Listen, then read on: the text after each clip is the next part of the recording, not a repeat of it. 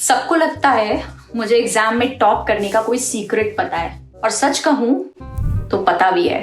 अब एग्जाम तो फिनिश कर दिया, लेकिन आपको एक और टॉपर का सीक्रेट बताती हूँ। हे, तो क्या आपको पता है कि मोतीलाल ओसवाल एएमसी की कुछ इक्विटी म्यूचुअल फंड स्कीम्स ने लास्ट 1 ईयर में अपनी कैटेगरी को आउट परफॉर्म किया है? वेल, AMFI डेटा के अनुसार Motilal Oswal mid cap fund category का टॉप परफॉर्मर रहा है ओवर 1, 3, 5 और 10 इयर्स। मोतीलाल ओसवाल एएमसी के कई इक्विटी फंड स्कीम्स ने भी रिसेंटली एंड ओवर टाइम अपनी कैटेगरी को आउट परफॉर्म किया है, लेकिन ऐसा क्यों? फर्स्ट, मोतीलाल ओसवाल एएमसी के कई इक्विटी फंड स्कीम्स के पोर्टफोलियोज हाईली कॉन्सेंट्रेटेड हैं। For example, Motilal Oswal mid cap fund का टॉप 10 स्टॉक होल्डिंग 72.18% है और Motilal Oswal flexi cap fund का 83.07%। नंबर 2, मोतीलाल ओसवाल एएमसी के कई इक्विटी फंड स्कीम्स में टॉप स्टॉक होल्डिंग्स कॉमन है, जैसे कि Coforge limited, Kalyan jewellers, Trent limited, Polycab limited. मतलब fund managers similar investment approach follow करते हैं। ये इसलिए हो सकता है क्योंकि मोतीलाल ओसवाल एएमसी के काफी इक्विटी फंड स्कीम्स में सेम फंड मैनेजर्स हैं, जैसे कि मिस्टर निकेत शाह और mister Ajay Khandelwal. Number 3, Motilal Oswal AMC के कई इक्विटी फंड स्कीम्स का पोर्टफोलियो टर्नओवर रेशियो हाई है, यानी कि फंड मैनेजर्स पोर्टफोलियो के स्टॉक्स को फ्रीक्वेंटली बाय और सेल कर रहे हैं हाई रिटर्न्स चेस करने के लिए। याद रहे, मोतीलाल ओसवाल एएमसी के